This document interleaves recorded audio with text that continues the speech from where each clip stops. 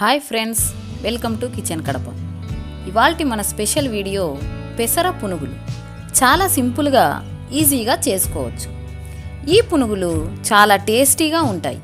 మరి ఆలస్యం చేయకుండా రెసిపీ ఎలా చేయాలో చూద్దాం. ముందుగా ఒక పాత్ర తీసుకొని అందులో 2 గ్లాసుల పెసలు తీసుకుందాం. వాటర్తో బాగా కడిగి 8 గంటలు లేదా ఒక ఓవర్ నైట్ బాగా నానబెట్టుకోవాలి.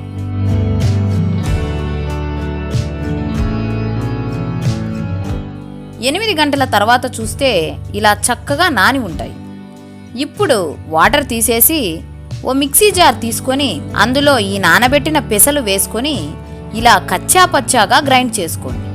మరీ మెత్తగా కాకుండా ఇలా చేసుకుంటే సరిపోతుంది.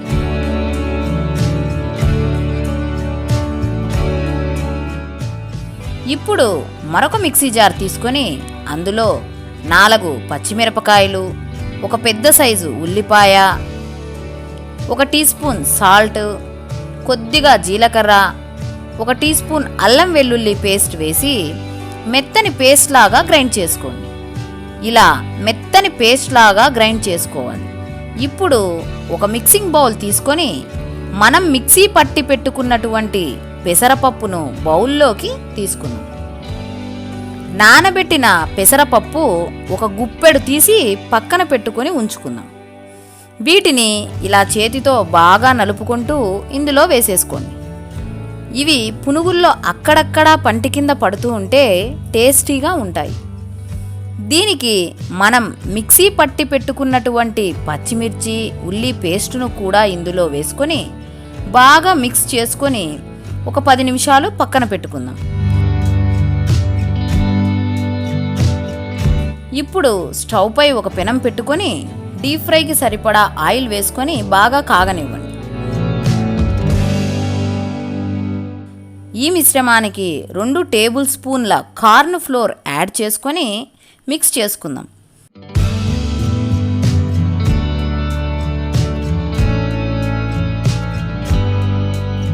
ఇప్పుడు పిండి పునుగులు వేసుకోవడానికి రెడీ అయిపోయింది. ఆయిల్ కూడా బాగా హీట్ ఎక్కింది. పిండిని ఓ చేత్తో తీసుకొని ఇలా చిన్న చిన్న ఉండల్లాగా వేసుకోండి.